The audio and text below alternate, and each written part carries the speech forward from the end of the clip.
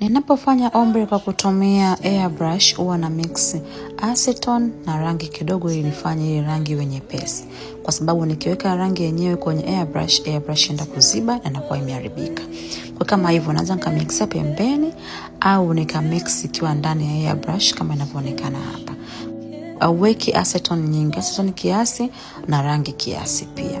Baada ya hapo una test pembeni kwanza kama inatoka kiasi ambacho unakitaka wewe, then airbrush inakuwa ina kisehemu kama hapo nyuma ambacho unaweza kupunguza au kaongeza utokaji wake wa rangi.